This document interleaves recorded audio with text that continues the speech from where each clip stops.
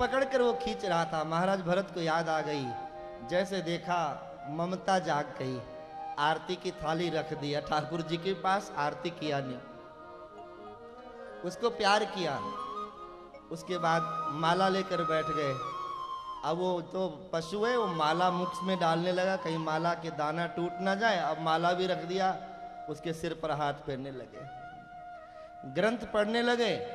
तो वहीं पर वो उसने आकर के मलमूत्र कर दिया। अब ग्रंथ भी रुमाल में बांध के रख दिया। समाधि में बैठे तो आकर के, क्योंकि उसका स्नेह था, अटैचमेंट था, वो अपने खुर के द्वारा महाराज के शरीर में पैरों से ऐसे ऐसे करने लगा। महाराज ने समाधि भी छोड़ दिया। दया तो किया एक प्राणी के लिए, लेकिन आत्म कल्याण की सारी साधनाएं छिन गई। ये दया किस काम की रही?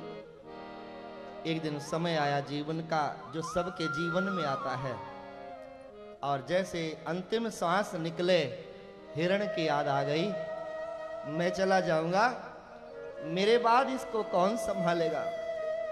कहीं कुएं में ना गिर जाए बेचारा, इसको कौन सुरक्षित रखेगा? इतने में प्राण निकल गए।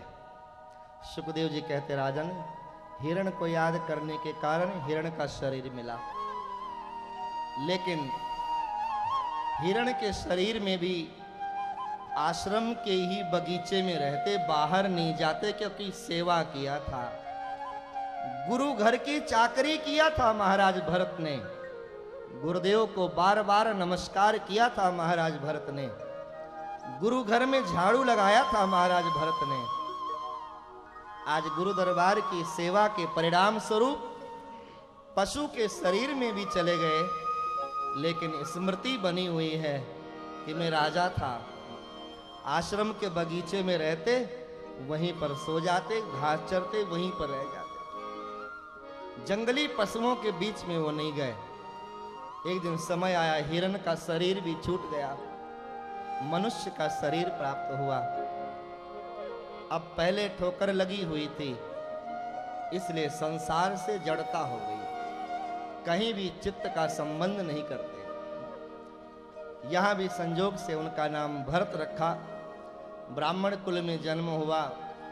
बाकी सभी भाई, कोई पूजा करता, कोई संध्या करता, कोई व्याकरण पढ़ता। जड़ भरत ने कहा, ये सब पढ़ने से क्या होगा? जिस पढ़ने से प्रभु मिलते हैं वो पढ़न पढ़ान अलहदा है, जो हरदम अजपा जाप जपे हृदय की जुबान अलहदा है।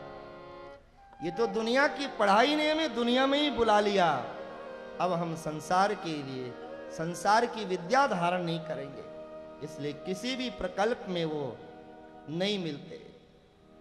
बैरागी बने रहे, आत्मचिंतन करते रहे, और ऐसे आत्मचिंतन करने वाले लड़के को भला घर वाले कब तक रखेंगे? जब तक माता पिता तब तक रहेगा, या कोई समझदार भाई हो तब तक रखेगा, लेकिन भाभी श्री आ जाए फिर तो बहुत मुश्किल है। माता हो निभाएगी, पिता निभाएंगे, भैया निभाएंगे, दीदी भी निभा देती है, लेकिन यदि बहुत मुश्किल, यदि कोई भाभी अपने देवर को निभा रही है तो मेरा व्यास गद्दी से प्रणाम है। ये तो भाभी के आते ही घर में हलचल मच जाती, पता नहीं क्या हो जाता है, बहुत मुश्किल हो जाता है। अब भाभियों ने कहा, ये कुछ करते तो है नहीं, खुराक तुमसे भी ज्यादा है उनकी, तुम तो 4 रोटी खाते, वो तो 14 खाते, मना ही नहीं करते। भाभियों ने घर से निकाल दिया। घर से निकलने के बाद में भी जड़ भरत के चित्त में कोई मलिनता नहीं आई, कोई उद्वेग नहीं आया, कोई हृदय में व्यथा नहीं आई। मस्त है, कुछ लेना ना देना, मगन रहना, ऐसे मस्ती में विचरण कर रहे थे। एक दिन एक राजा अपने गुरुदेव का दर्शन करने के लिए कपिल भगवान जो गंगा सागर में निवास करते हैं, दर्शन करने जा रहे थे पालकी में बैठकर। आज तो 12 घंटे में आप अमेरिका, यहाँ बैठे कितने सारे लोग जो घूमते ही रहते हैं, सत्संग करने भी आप कितनी दूर जहाज से चले जाते हो। कोई कोर्स करना है, कोई बिजनेस का, कोई भी प्रकल्प है, भगवान ने इतना साधन दिया हुआ है। प्राचीन काल में बाह्य साधन नहीं था, लेकिन आत्म कल्याण का साधन बहुत सुलभ था। आज बाह्य जगत का साधन है। पालकी उठाने वाले एक के पैर में चोट लग गई, अब जड़ भरत को पकड़ कर ला के लगा दिया। अब जड़ भरत जी महाराज, जिसने कभी पालकी ना उठाई हो, मेरे जैसे महात्मा को आप फैक्ट्री में बिठा दो काउंटर के ऊपर, स्वामी जी आप 10 मिनट बैठो, और वहां आपके क्लाइंट, आपके डीलर आए, तो स्वामी जी उनको क्या बोलेंगे? जो मांगेगा वो स्वामी जी दे देंगे। हाँ ये रखा है, ये बाबूजी रखेगा, ये ले जाओ। वो तो बाबा नानक की तरह बस सब तेरा ही तेरा है, जितनी सामग्री है सब तेरी है, सब तेरी है, संत तो यही करेगा। जड़ भरत को अब कैसे चलना चाहिए, कैसे राजा होता है, कैसे क्या होता है, कुछ भी नहीं। फटकार मिली, और जैसे राजा रघुगण ने फटकार दिया, उसी समय जड़ भरत ने कहा मुझे सब कुछ मालूम है। क्या मालूम है तुझे? क्या मालूम कि तेरे ऊपर कौन सवार है?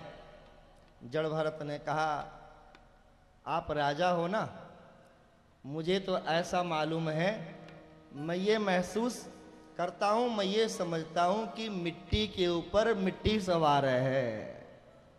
कि चित जल पावक गगन समीरा, पंच रचित ये अधम शरीरा। इसमें और है क्या? मिट्टी ही तो है सारी। मैं नागरिक हूं, आप राजा हो, पर शरीर तो शरीर ही है। तो मैं मिट्टी का, तो आप सोने के थोड़ी, आप भी मिट्टी के ही हो। पालकी से उतर पड़ा। ये शरीर को आत्म तत्व से अलग समझने वाला, ये फटे लिबास में, ये साधारण अमंगल वेशभूषा में, ये कौन हो सकता है? कहीं मेरे गुरु महाराज कपिल भगवान ही तो नहीं आ गए मुझे ज्ञान देने के लिए? चरणों में मस्तक रख दिया और प्रार्थना किया कि मुझे आत्म शांति कब मिलेगी, मेरा मन प्रसन्न कब होगा, मेरे आत्म कल्याण की साधना बताओ। हे गुरुदेव, आप जो भी हो, कुछ भी हो, कोई भी हो, मेरे चित्त में शांति नहीं है। उसी समय जड़ भरत महाराज ने एक राजा को उपदेश, ये भारत की संस्कृति है कि जिसके शरीर पर वस्त्र नहीं है, जिसके खाने के लिए भोजन की कोई व्यवस्था नहीं है, जिसके रहने के लिए कोई साधन नहीं है, जिसके लिए कोई भी किसी प्रकार का सुख साधन नहीं है, ऐसी दयनीय स्थिति में रहने वाले फकीर के पास जगत का सम्राट भी आकर के मुकुट उतार करके प्रणाम करता है। ये भारतीय संस्कृति है। होंगी बड़ी बड़ी सोने की दीवारें, होगी बहुत कीमत $1 $2 की, होगा बहुत बड़ा विज्ञान, हमें क्या लेना देना? हम भारतवासी हैं, हम उस देश में रहते हैं जहां गंगा मैया बहती है। गंगा का प्रवाह सब जगह नहीं है। रहुगणै तपसा नयाति न चेज्जया निर्वपणात् गृहद्वा न छन्दसानेव जलाग्नि सूर्ये बिना महत्पादरजोऽभिषेकम्। राजन, कोई कितने बड़े बड़े कुएं धर्मशालाएं बना दे, कोई कितने बड़े बड़े यज्ञ कर ले, कोई कितनी बड़ी बड़ी या दुर्जन यात्रा भी कर ले, जब तक उसके जीवन में किसी परम गुरु का आशीष नहीं प्राप्त होगा, तब तक उसके चित्त को शांति नहीं मिल सकती है। जब तक किसी महापुरुष का सानिध्य न प्राप्त हो जाए, तब तक जीवन का ऐश्वर्य प्राप्त हो नहीं सकता। सुखदेव जी कहते, राजन, महाराज भरत के ज्ञान उपदेश को श्रवण करते हुए राजा रहुगण ने जो पूजा की सामग्री थी, जड़ भरत के चरणों में चढ़ा दिया। जो सामग्री पदार्थ लेकर जा रहे थे कपिल भगवान की पूजा करने, वो सारी सामग्री आज जड़ भरत के चरणों में डाल दिया। गुरु मिले गोविंद मिल गया। गोविंद की आराधना करने सामग्री लेकर थाली सजा कर जा रहे थे, लेकिन जो गोविंद की अनुभूति थी वो गुरुदेव प्रदान कर दिया। बलिहारी गुरु आपने जिन गोविंद दियो मिला, इसलिए बलिहारी हैं, इसलिए उनकी महिमा है, इसलिए वे महान है। और चर्चाएं सुनाई गई। काली माँ के चरणों में पेश किया गया बलिदान के लिए। माँ भगवती प्रलंबा ऐसे आत्मनिष्ठ महापुरुष को देखकर कहने लगी, ये तो मेरी संतति है। भला कोई माँ अपने संतान की बलि ले सकती है? आज भी इस समाज का बहुत बड़ी दयनीय स्थिति है कि अहिंसा के इस देश में हिंसा की जाती है। बहुत बड़ी परिस्थिति है इस देश की। परम पद को प्राप्त किया महाराज जड़ भरत ने। अन्य कथाओं को श्रवण कराया है। सुखदेव जी महाराज ने एक दिन महाराज परीक्षित ने जिज्ञासा किया, निवृत्त मार्गा कथित यादो भगवता यथा क्रम योगोपलब्धि न ब्रह्मणा यद संस्ति। हे गुरुदेव, आपने कई कई प्रकार की कथाएं आपकी अमृत वचन के द्वारा मुझे प्राप्त हुई हैं। गुरुदेव ये बताएं आप कि जब मनुष्य पाप करता है, जो मनुष्य बुरे कर्म करता है, उसका परिणाम क्या है? सुखदेव जी ने कहा, बेटा उसका परिणाम तो नरक होता है। नरक होता है। नरक की कई कैटेगरी हैं, नरक की कई प्रकार की यातनाएं हैं। आज मनुष्य को नरक की भान है नहीं। ना तो नरक का बोध है और ना ही परमात्मा का स्मरण है, इसलिए हम अनुचित कार्य करते हैं।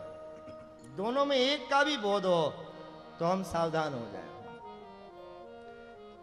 एक व्यक्ति चौराहे पर खड़ा था, सुन रखा था, बड़ी देर हो गई। कई लोगों ने कहा, बेटा आप कहां जाओगे? कहा, मैं स्वर्ग जाना चाहता हूं, स्वर्ग की यात्रा करने आया हूं, बड़ी तैयारी करके थैला फ्यूला लेके आया हूं। कहा, वो तो बहुत दूर है, बहुत कठिन है।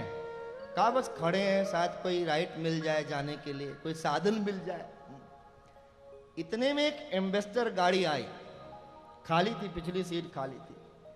उसने हाथ दिया, गाड़ी रुक गई।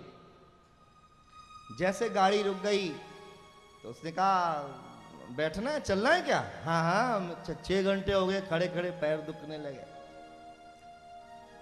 उसने कहा, पर आपको जाना कहाँ है? उसने कहा, मुझे स्वर्ग जाना है। गाड़ी वाले ने कहा, स्वर्ग तो मुझे भी मैं स्वर्ग तो मैं नहीं, मैं तो नरक जाने वाला हूं, ये गाड़ी नरक में जाएगी।